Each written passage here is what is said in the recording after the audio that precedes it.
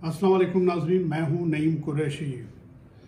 लाहौर का जलसा ह्यूज था, लाहौर की तारीख का सबसे बड़ा जलसा। और कप्तान ने कहा, शहबाज हुकूमत को ललकारते हुए कप्तान ने कहा, कान खोल कर सुन लो, पार्टी तो अभी शुरू हुई है। इससे पहले कि मैं कप्तान की तकरीर पे गुफ्तगू करूं, इससे पहले आपको ये बता दूं कि 3 दिन से लाहौर जलसे की तैयारियां हो रही थी। मुकामी क़यादत मीनार पाकिस्तान में मौजूद थी और रोज़ाना हज़ारों की तादाद में लोग जलसे की तैयारियां देखने के लिए मीनार पाकिस्तान आ रहे थे। अब हुआ यह है कि जब हुकूमत ने ये बात भांप ली कि इमरान खान का जलसा बहुत तारीख़ी होने वाला है, तो वो रिवायती फस्ताई हुकूमतों की तरह वही ओछे हथकंडे हुकूमत ने आजमाए, यानी ये कि जलसा गाह की तरफ आने वाले मुख्तलिफ मुकामात पर सिक्योरिटी के नाम पे कंटेनर्स खड़े कर दिए ताकि लोग जा ही ना सकें। उसके अलावा आपने देखा कि इंटरनेट के हवाले से भी हुकूमत ने एक दिन पहले ऐलान कर दिया था कि जी 21 तारीख को 2 बजे से शाम 7 बजे तक नेट बंद रहेगा। फिर डिप्टी कमिश्नर लाहौर ने इमरान साहब को एक लेटर लिख दिया कि जी सिक्योरिटी के इश्यूज़ हैं, लिहाजा बेहतर ये कि आप वीडियो कॉल पे लोगों से गुफ्तगू कर लें। लेकिन वो ये भूल गए थे कि वो ये बात इमरान खान जैसे लीडर से कह रहे हैं। उन्होंने इनकार कर दिया और उन्होंने कहा चाहे कुछ भी हो जाए, मैं लाहौर के मीनार पाकिस्तान पे ज़रूर आऊँगा और वहीं तकरीर करूँगा। और फिर वो इस तरह पहुँच गए।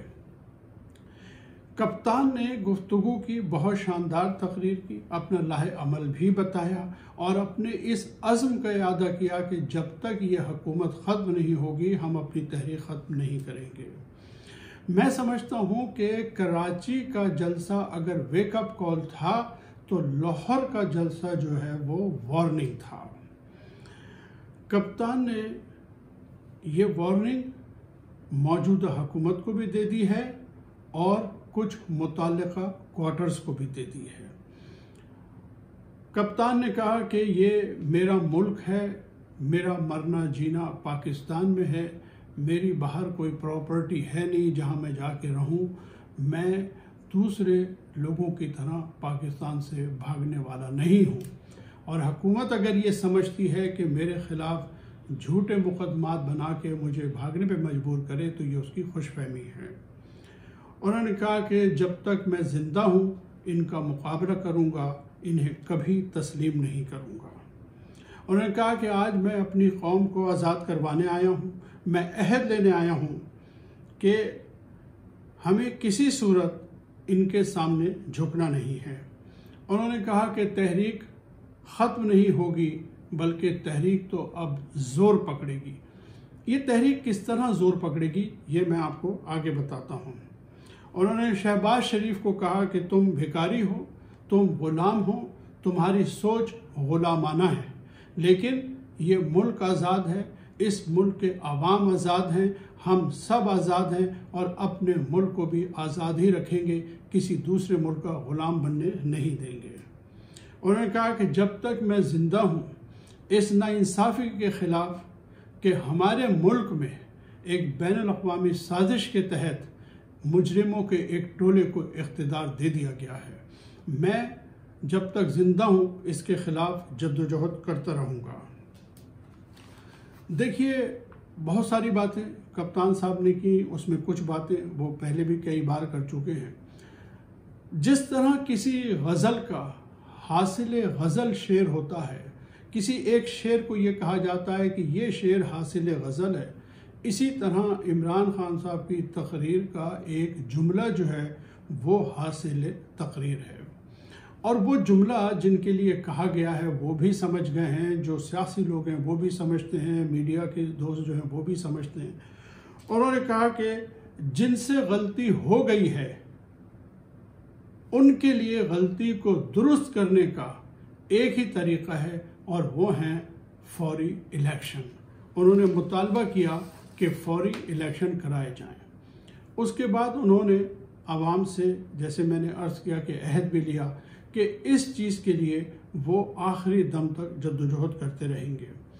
उन्होंने अपने लाहे अमल का क्या ऐलान किया? उन्होंने अपने लाहे अमल का ये ऐलान किया कि लाहौर में एक बहुत बड़ी तादाद अवाम की जमा थी। उनसे कहा और पूरे पाकिस्तान के लोगों से कहा, हत्ता कि उन्होंने ये कहा कि मैं पीपल्स पार्टी, मुस्लिम लीग और दीगर सियासी जमातों के कारकुनान से भी कहता हूँ कि पाकिस्तान की आज़ादी के लिए वो हमारी जद्दोजहद में शरीक हों। और उन्होंने कहा कि मैं जल्द ही आपको, पूरे मुल्क के अवाम को इस्लामाबाद आने की कॉल दूंगा, आप मेरी कॉल का इंतज़ार करें। देखिए, इस वक्त पोजीशन ये है कि इमरान खान के बारे में जो ये 12-13 जमातों का इत्तेहाद इसने और कुछ और लोगों ने बिल्कुल गलत अंदाजे कायम कर लिए। वो ये बात भूल गए कि उनमें और दीगर लीडरों में ज़मीन आसमान का फ़र्क है। मैं पीडीएम की तहरीक के दौरान कई मरतबा अपनी वीडियोस में मैंने हमेशा ये कहा कि यकीनन लोगों को इमरान साहब से शिकायत है, जी महंगाई बहुत हो गई है, बैड गवर्नेंस की लोग बड़ी शिकायत करते हैं, लेकिन उसके बावजूद पीडीएम साल भर कोशिशों के बावजूद अवाम को सड़कों पे इसलिए नहीं ला सकी कि अवाम इनके साथ बहरहाल नहीं है।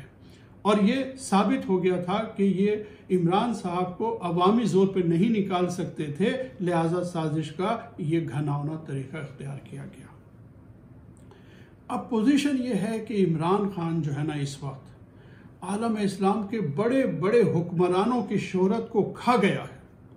इस वक्त आलम इस्लाम में अगर कोई नुमाइंदा, हकीकी नुमाइंदा कोई मौजूद है मुसलमानों का, तो वो इमरान खान है।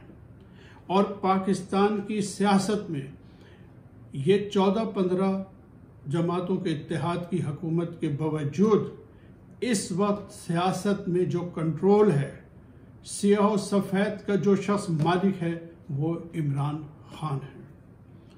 इस वक्त उन्होंने जिस तरह से कॉल दी है, आप ये देखिएगा कि जिस तरह लोग अपनी मर्जी से, अपने जज्बे से कराची और लाहौर में जमा हुए, उससे कहीं ज़्यादा लोग इस्लामाबाद में होंगे। इस वक्त इक़्तिदार के ऐवानों में लर्ज़ा तारी है, और वो जो हमारे बिलावल भुट्टो फरमाते हैं कि कांपे टांग गई, तो इस वक्त हुक्मरानों की कांपे टांग रही हैं। इसकी वजह क्या है, ये भी मैं आपको बता दूं। इस वजह को आप ज़रूर समझ लीजिए। देखिए, ये जो हुकूमत है, इसको आए हुए अभी 8-9 दिन हुए हैं, और ये हुकूमत 8-9 दिन में ही लोगों के सामने एक्सपोज हो गई। जो जो मुतालबात ये इमरान साहब से करते थे महंगाई के हवाले से, वो सारी बातें लोगों को पता चल गई कि ये झूठ बोलते थे। आज ये बिजली पेट्रोल की कम कीमत का इल्ज़ाम लगाते हैं इमरान खान साहब पे कि जी उन्होंने इसकी प्राइस कम रखी, ये दुनिया में तो महंगा हो गया है। उस वक्त तो ये बहुत चिल्लाते थे कि जी पेट्रोल बढ़ा के अवाम के साथ बड़ा जुल्म हो गया। आज ये कह रहे हैं कि ऐसा हो गया। खुद बिजली की कीमत पे मुफ्ता इस्माइल कहता था कि जी 12 रुपए की होनी चाहिए, 12 रुपए की होनी चाहिए, इन्होंने 22 रुपए कर दिए, बड़ा जुल्म किया है। और अभी जब से आए हैं 5 रुपए बढ़ा दिए और 3 रुपए अभी और बढ़ाने वाले हैं। हर चीज़ को ये महंगा कर रहे हैं। महंगाई के हवाले से अवाम को एक रिलीफ देने की पोजीशन नहीं है। IMF से मुज़ाकरात के लिए जाते जाते मुफ्ता इस्माइल जो है वो ये खुशखबरी सुना गए कि किसी चीज़ की कीमत नहीं होगी, कोई कम नहीं होगी, कुछ चीज़ों की कीमतें बढ़ेंगी। डॉलर का रेट इब्तदाई 2 दिन में डॉलर का रेट नीचे आया तो इंतहा से ज़्यादा बुलंदबांग दावे कर दिए। आज ऑलमोस्ट 198 रुपीज़ का, 188 का जो है वो डॉलर है। तो ये सारे दावे इनके 8 दिन में ही झूठे साबित हो गए। अवाम इन पे पहले भी एतबार नहीं करते थे, और इन्होंने हुकूमत में आकर अपने आप को मज़ीद नंगा कर दिया है। तो सूरत यह है कि अगर अपोजिशन ये समझ रही थी कि इमरान साहब बहुत टाइम लगाएंगे और फिर ये तहरीक जो है डाई डाउन हो जाएगी with due course of time, ऐसा नहीं होने वाला। इमरान खान को पता है कि किस वक्त क्या करना है। मुझे यकीन है कि ईद के फ़ौरन बाद इमरान साहब जो है इस्लामाबाद की कॉल देंगे, और फिर देखते हैं कि ये हुकूमत किस तरह अपना वजूद बरकरार रखती है। मीडिया का जो किरदार है, इस पे भी 1-2 जुमले कह दूं कि मीडिया 90% मीडिया जो है उसने अपने आप को मौजूदा हुक्मरानों के हाथों में बेच दिया है। ARY, बोल्ड टीवी और 92 चैनल, ये 3 चैनल ऐसे थे जिन्होंने लाहौर के जलसे को पूरा कवर किया, बाकी सब ने ब्लैकआउट किया। और लेकिन जैसे ही इमरान खान साहब की तकरीर शुरू हुई और इन्होंने अपनी रेटिंग्स देखी तो फिर इमरान साहब की तकरीर दिखाने पे मजबूर हो गए। हमें मीडिया का ये किरदार भी भूलना नहीं चाहिए। नाज़रीन, आज तक के लिए इतना ही। अगले वीडियो तक के लिए इजाज़त दीजिए। अल्लाह हाफ़िज़।